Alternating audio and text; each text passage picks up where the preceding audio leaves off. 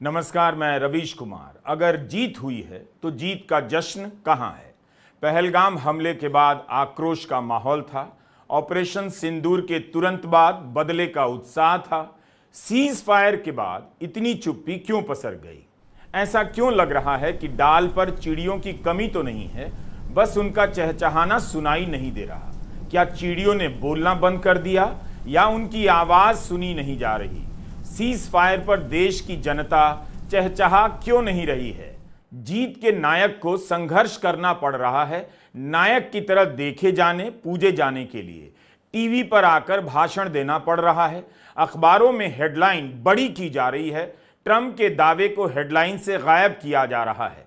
इतनी मेहनत क्यों करनी पड़ रही है? क्यों एक तरफ कांग्रेस इंदिरा गांधी की तस्वीरों को निकाल रही है, उनके जैसा नायक कोई नहीं बता रही है? क्या बीजेपी इसके जवाब में जीत के मौजूदा नायक के रूप में प्रधानमंत्री मोदी को पेश नहीं कर पा रही? क्या सीज फायर का भी कोई नायक होता है? क्या अचानक हुए सीज फायर के सवालों का जवाब देश को मिल गया है, दे दिया गया है? आज़ादी के बाद से ही हिंदुस्तान की फौजों ने कमाल ही किया है। गोवा से बात शुरू करें अपन। गोवा में तो 61 में शायद उसको हमने छुड़ा लिया पुर्तगालियों से। उस वक्त भी युद्ध हुआ था। बचपन मुझे याद है, जब मैं खुद स्कूल में पढ़ता था तब की बात है। 74 में सिक्किम को छुड़ा लिया। अमेरिका का दबाव हिंदुस्तान पे हर वक्त रहा है, चाहे गोवा हो चाहे वो सिक्किम हो। उसके बाद बांग्लादेश का तो 71 का आपको मालूम ही है। बांग्लादेश की घटना को भी हमने उसको और जो पॉलिसी इंडिया गवर्नमेंट की दबा के रखने की इतिहास को, उसके कारण की नई पीढ़ी तो पता ही नहीं, वो समझ नहीं पाएगी कि हो क्या रहा देश के अंदर। वो उसको गर्व करने की स्थिति नहीं रहेगी उनकी। किस प्रकार दो टुकड़े कर दिए पाकिस्तान के। 93,000 सैनिकों को, कर्नल जनरल सबको सरेंडर करवा दिया। वो वक्त भी देखा हम लोगों ने। मैं खुद बचपन में गया था 71 के बाद के वक्त में। शरणार्थी शिविर लगे हुए थे वहाँ पर। 1 करोड़ लोग आ गए थे इंडिया के अंदर।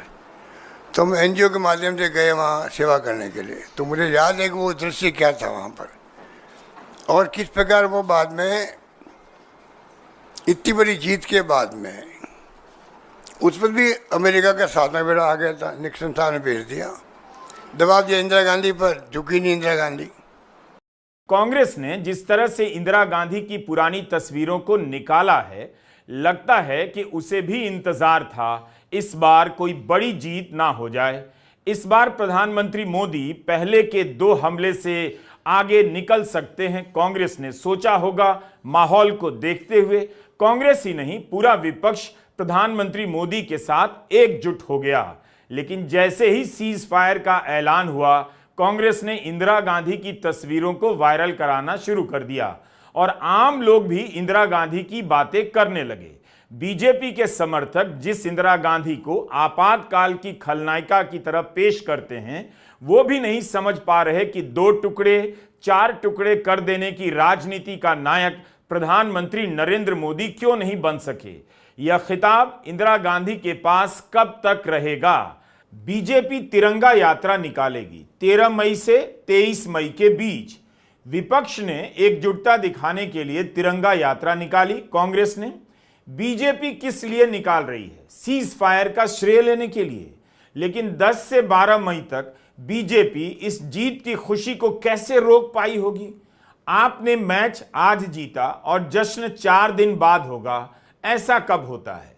हार के बाद का सन्नाटा समझ आता है, जीत के बाद की खामोशी कैसे होती है? होती भी है क्या? जीत के बाद फुटबॉल के खिलाड़ियों को सर झुकाकर जाते हुए किसने देखा है? विश्व क्रिकेट के मैच में जीत के बाद इंडिया गेट पर दौड़े चले आने वाले लोग कहां चले गए? कराची और इस्लामाबाद तक पहुंच चुके गोदी चैनलों के एंकर और उनके मालिक ही चले आते इंडिया गेट पर। यहां सब कुछ दोपहर सा, स्लो मोशन सा लग रहा है। लोग क्यों भूल गए इंडिया गेट को, जहां जीत के जश्न का एक कर्मकांड हमेशा से तय रहा है?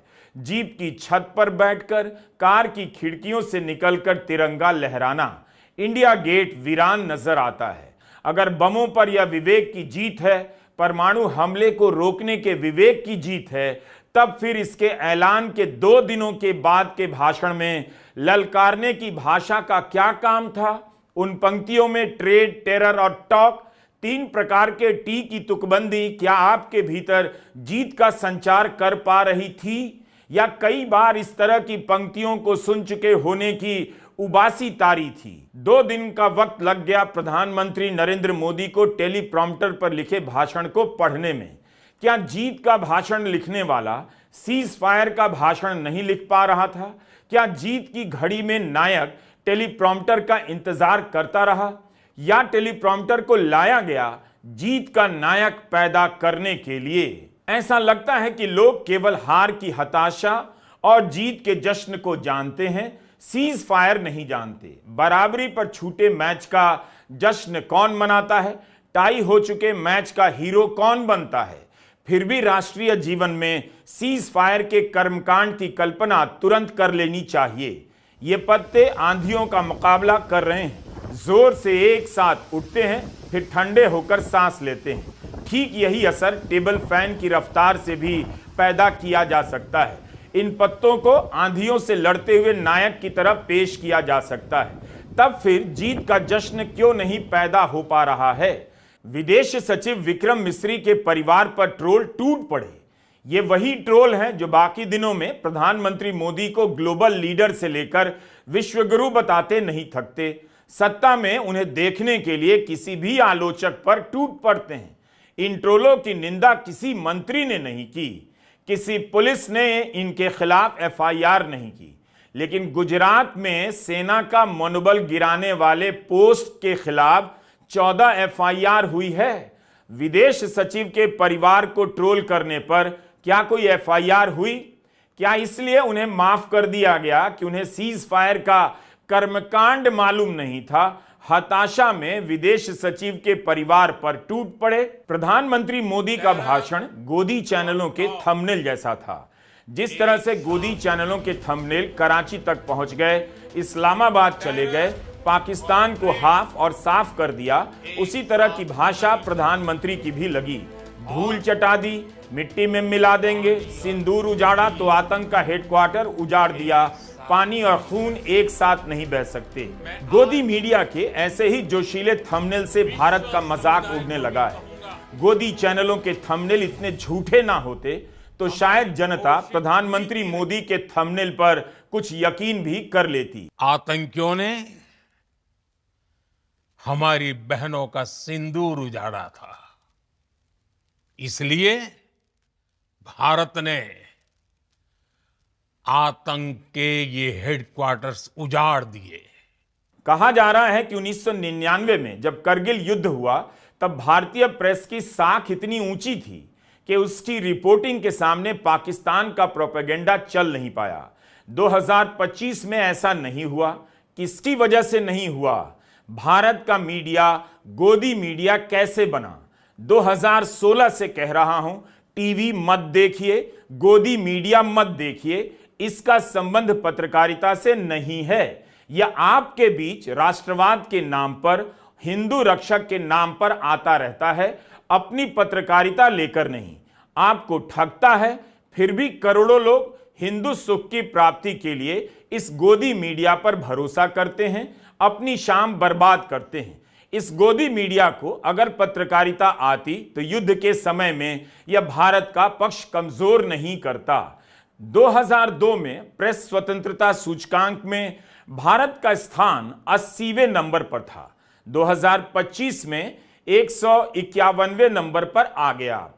पाकिस्तान का तो पहले से ही गिरा हुआ था। 2002 में भी 119 नंबर पर था, लेकिन 2025 में पाकिस्तान 158वें नंबर पर आ गया। भारत का आजाद मीडिया पाकिस्तान के पाले में अब नजर आता है, पड़ोस में नजर आता है। भारत 151 नंबर पर है, पाकिस्तान 158 नंबर पर है। 2002 में 39 सीढ़ियों का फासला था। 2025 में भारत और पाकिस्तान के मीडिया के बीच मात्र 7 सीढ़ियों का फासला रह गया। कई लोग मुझसे पूछते हैं देश के लिए क्या कर सकते हैं।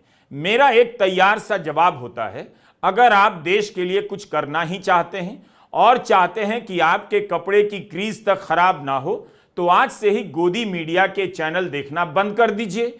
बस इतने से आप भारत के लिए काफी कुछ कर देंगे। लाखों लोगों ने गोदी मीडिया देखना छोड़ दिया है, लेकिन अब भी करोड़ों लोग इसकी गिरफ्त में हैं। कितनी बार कहा, लेकिन प्रधानमंत्री मोदी सुनते भी नहीं। उन्हें इस गोदी मीडिया की सोहबत की लत लग गई है। क्या उन्हें नहीं दिखाई दे रहा कि गोदी मीडिया ने उनकी जीत के दावों पर पानी के साथ साथ पर्दा भी डाल दिया है? किसी को प्रधानमंत्री मोदी से साफ साफ कहना चाहिए कि 8 मई 2025 को गोदी मीडिया ने भारत में बची खुची पत्रकारिता को मिट्टी में मिला दिया और उनकी सरकार की साख भी। गोदी मीडिया को किसी ने धूल नहीं चटाई, उसने खुद धूल फांक ली। दुनिया भर में केवल गोदी मीडिया का मजाक नहीं उड़ रहा, बल्कि इसके कारण भारत का भी मजाक उड़ रहा है। इसने मौका दिया पाकिस्तान के प्रवक्ताओं को इंटरनेशनल मीडिया में अपनी छवि बेहतर करने और अपना दावा ठीक से रखने का, भारत के साथ बराबरी करने का। इसके लिए जिम्मेदार कौन है, हर बार क्यों नाम लेकर बताना पड़ता है? जीत की घड़ी में, शौर्य और पराक्रम के क्षणों में आपका पांव फिसल जाए तो आपकी खुशी खराब हो सकती है। गोदी मीडिया ने यही तो किया। अब उसमें इतना दम नहीं बचा कि किसी को नायक बना दे। आप कहीं भी जाइए, जीत के दावों को लेकर थेथरई तक नजर नहीं आती। सब सीज फायर के सवाल पर चुप हो गए हैं। जीत को लेकर कहीं भी बहसोत्पादन नहीं है, फोटो उत्पादन चालू है। प्रधानमंत्री नरेंद्र मोदी आदमपुर बेस गए। क्या आपको जीत के नायक की खनक सी नजर आती है? दुश्मन का पायलट क्यों नहीं सो पाता है, इस स्लोगन के सामने प्रधानमंत्री मोदी की तस्वीर उदास सी क्यों लगती है? क्या जीत के बाद मुस्कुराने पर पाबंदी है? तुकबंदी वाले भाषणों की तरह फोटो उत्पादन की यह शैली भी मदद नहीं कर रही जीत का जश्न पैदा करने में। आखिर यह कैसी जीत है जो सीज फायर की पीठ पर कई सवाल लेकर धमक पड़ती है? आपने पाकिस्तानी फौज को भी बता दिया है, पाकिस्तान में ऐसा कोई ठिकाना नहीं है जहां बैठकर आतंकवादी चैन की सांस ले सके। हम घर में घुसकर मारेंगे और बचने का एक मौका तक नहीं देंगे। अमेरिका के राष्ट्रपति डोनाल्ड ट्रंप ने कश्मीर का नाम लेकर लिखा है कि वे कश्मीर के मसले पर प्रयास करेंगे, तो भारत को नाम लेकर इसका खंडन करना चाहिए था, लेकिन नहीं किया जा रहा है। सूत्रों से खंडन करवाया जा रहा है। जिन सूत्रों ने गोदी मीडिया से इतना झूठ बुलवाया कि भारत आधा पाकिस्तान साफ कर चुका है, उन सूत्रों पर कौन भरोसा करे? ट्रंप ने अपनी बात सूत्रों के जरिए तो नहीं कही, तो उनके बयान का खंडन करने वाला यह सूत्र कौन है? क्या प्रधानमंत्री मोदी हैं? विदेश मंत्री एस जयशंकर हैं? कौन है यह सूत्र? किससे पूछने के बाद ट्रंप के बयान का ऑफ रिकॉर्ड खंडन कर रहा है? जब सब कुछ हो रहा है तो ट्रंप साहब ने कौन सी ठेकेदारी ले रखी है? वो ठेकेदार बन गए खुद ही, या तो खुद बन गए या हमारी चुप्पी जो है हमारे देश के सरकार की, उस चुप्पी ने उनके हौसले बढ़ा दिए हैं कि सीज फायर वो कर रहे हैं कि रात भर मैंने मेहनत करी है हमारे लोगों ने। अब मेहनत करने में कौन कौन भागीदार थे, ये बात स्पष्ट होनी चाहिए देश के सामने। कोई स्पष्ट नहीं हुई। क्या आपने गौर किया कि प्रधानमंत्री मोदी ने अपने संबोधन में 22 मिनट के संबोधन में कश्मीर का नाम तक नहीं लिया, ट्रंप के प्रस्ताव को रिजेक्ट भी नहीं किया सीधे सीधे, बल्कि यह कहा कि अगर पाकिस्तान पर बात होगी तो पीओके पर ही होगी। मैं आज विश्व समुदाय को भी कहूंगा, हमारी घोषित नीति रही है। अगर पाकिस्तान से बात होगी तो टेररिज्म पर ही होगी। अगर पाकिस्तान से बात होगी तो पाक ऑक्युपाइड कश्मीर पीओके उस पर ही होगी। क्या प्रधानमंत्री मोदी बातचीत की तरफ इशारा कर रहे हैं? अभी तक कहते थे जब तक आतंकवाद है तब तक बातचीत नहीं होगी, लेकिन अब कहते हैं अगर पाकिस्तान से बात होगी तो पाक अधिकृत कश्मीर पर होगी। देश जानना चाहता है कि क्या ट्रंप ने जो कहा उसके मुताबिक कश्मीर पर बात होने वाली है। क्यों पाकिस्तान कह रहा है कश्मीर पर बात होगी? प्रधानमंत्री मोदी यही कह देते कि पाकिस्तान से कश्मीर पर बात नहीं होगी। इसका क्या मतलब है कि जब भी बात होगी पीओके पर बात होगी? बीजेपी के समर्थक क्या बातचीत के जरिए पीओके चाहते हैं? तो फिर युद्ध की बात क्यों करते हैं? टुकड़े टुकड़े करने की बात क्यों करते हैं? 5 साल पहले तो संसद में अमित शाह ने कहा था पीओके के लिए जान दे देंगे। प्रधानमंत्री कह रहे हैं बातचीत करेंगे। इसलिए एग्रेसिव हूं कि जम्मू एंड कश्मीर के पीओके को आप भारत का हिस्सा नहीं मानते हो क्या? एग्रेसिव ना हो, जान दे देंगे इसके लिए। क्या बात कर रहे हो आप? एग्रेसिव होने की क्या बात कर रहे हो? जान दे देंगे इसके लिए।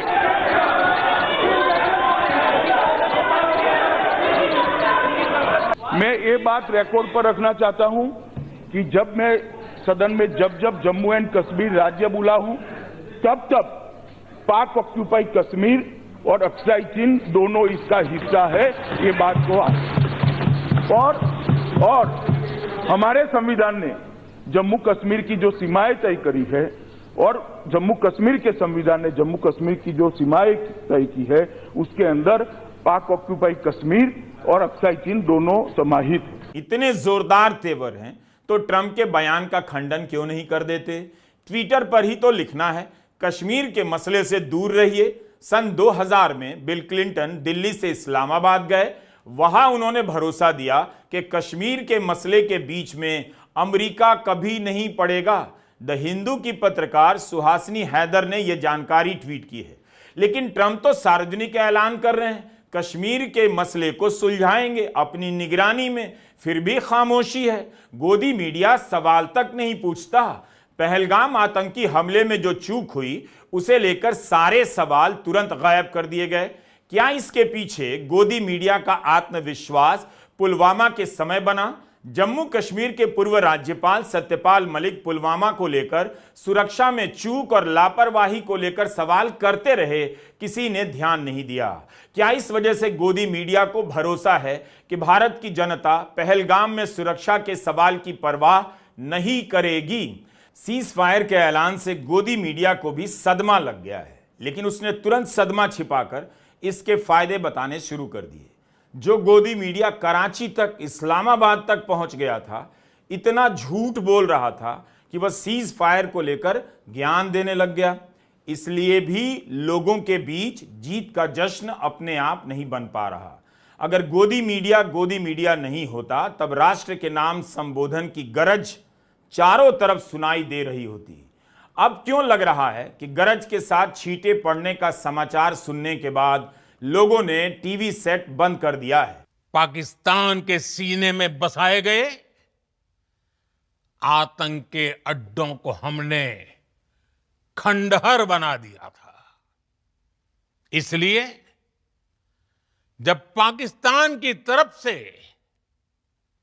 गुहार लगाई गई, पाकिस्तान की तरफ से जब ये कहा गया कि उसकी ओर से आगे कोई आतंकी गतिविधि और सैन्य दुस्साहस नहीं दिखाया जाएगा, तो भारत ने भी उस पर विचार किया।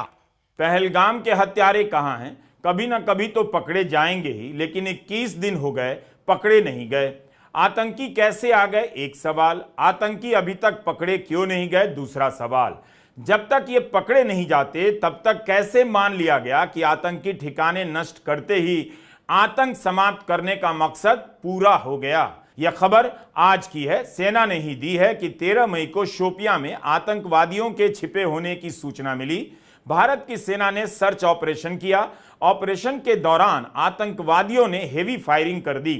पलटकर सेना ने भी फायरिंग की और 3 आतंकवादी मारे गए। मतलब आतंकवादियों का मनोबल तो नहीं टूटा, वरना सेना पर हेवी फायरिंग का हौसला नहीं होता। सीज फायर करने वाले इतना तो बता दें कि क्या पाकिस्तान ने आतंक रोकने की गारंटी दी है? किसके सामने यह गारंटी दी है?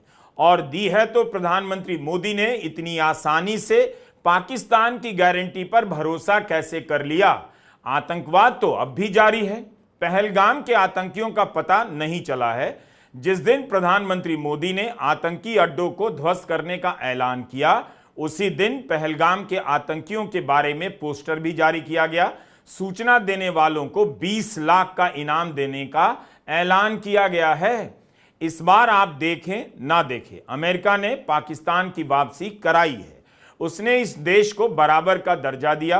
पाकिस्तान के साथ आतंकी देश होने के जैसा बर्ताव नहीं किया। हमारी विदेश नीति क्या कर रही थी? क्या हम विदेश मंत्री एस जयशंकर की नाकामी पर बात कर सकेंगे? भारत ने कूटनीति और विदेश यात्राओं में कितना निवेश किया, उसकी तुलना में पाकिस्तान ने तो कम ही किया होगा। तब फिर वह भारत के समकक्ष क्यों हो गया? क्या आपको इसमें किसी की हार नजर आती है?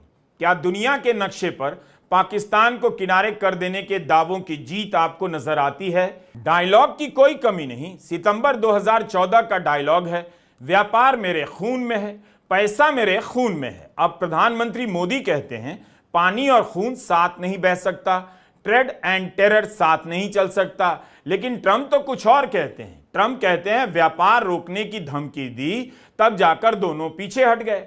क्या व्यापार खून में था, इसलिए व्यापार के कारण ही सीज फायर हुआ? क्या विदेश मंत्री, भारत सरकार ऑन रिकॉर्ड ट्रंप की इस बात का खंडन करेगी? And we helped also with trade. I said, come on, we're going to do a lot of trade with you guys. Let's stop it. Let's stop it.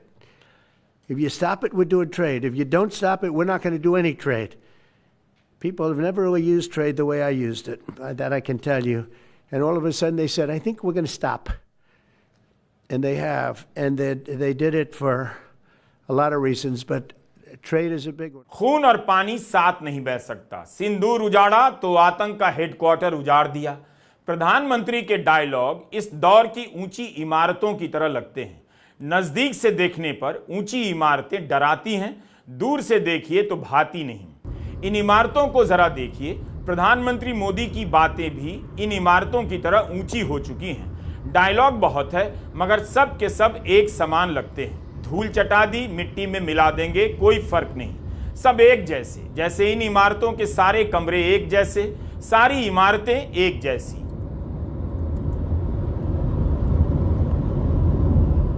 विपक्ष इस समय थाह ले रहा है। पानी की गहराई का अंदाजा करने को थाह लेना कहते हैं। राहुल गांधी चुप हैं। कांग्रेस के दूसरी पंक्ति के बड़े नेता प्रेस कॉन्फ्रेंस कर सवाल उठा रहे हैं। थाह ले रहे हैं कि जनता के बीच सीज फायर को लेकर जीत का जश्न है या उसके दिलों पर कोई बोझ सा है। कांग्रेस को समझना चाहिए कि मीडिया का पर्दा और पन्ना जनता के लिए बंद है और उसके लिए भी। उसके मन की बात कोई नहीं जानता और चुनावी जीत पैमाना नहीं। चुनावी जीत की वजह कुछ और होती है, लेकिन बहुत चतुराई से बिहार चुनाव का इंतजार किया जाएगा। याद रखिएगा मेरी बात को, रिजल्ट आते ही उसकी जीत को सीज फायर के सवालों का जवाब बता दिया जाएगा। लेकिन तब तक जनता क्या करेगी? विपक्ष क्या करे? क्या इसी तरह थाह लेता रहे कि जनता के बीच असंतोष कितना है, कितना गहरा असंतोष है? जैसा आप जानते हैं कि प्रधानमंत्री जी ने कल राष्ट्र को संबोधन किया, बहुत निराश किया। बातें बहुत अच्छी कही उन्होंने, कुछ वादे भी किए हैं फ्यूचर के लिए कि फ्यूचर में क्या पॉलिसी रहेगी देश की, आतंकवाद को लेके भी, एटॉमिक एनर्जी को या एटॉमिक बम को लेके भी, सब बातें उन्होंने कही, अच्छी बात है। पर जो पूरा देश इंतज़ार कर रहा था कि जो अचानक सीज फायर हुआ उसको देश पूरा समझ नहीं पा रहा है, कोई नहीं समझ पा रहे हैं। ऐसा कभी होता नहीं है कि वो भी गुप्त तरीके से सीक्रेट रख के कैसे हो सकता है। तो हम जीत के जश्न की बात कर रहे हैं। प्रधानमंत्री मोदी का राष्ट्र के नाम संबोधन प्रेस रिलीज की तरह है। अक्सर प्रेस का मजाक उड़ाया जाता है कि सरकार जो भी प्रेस रिलीज जारी करे उसे टाइप कर छाप देना पत्रकारिता नहीं। अगर भारत की जीत हुई है तो प्रधानमंत्री मोदी का संबोधन जीत के बाद दिए गए भाषणों में अग्रिम पंक्ति का तो बिल्कुल नहीं था। ऐसा लग रहा है कि किसी भाषण लिखने वाले ने अफसर से पास कराकर टेलीप्रॉम्प्टर पर चढ़ा देने का काम भर किया।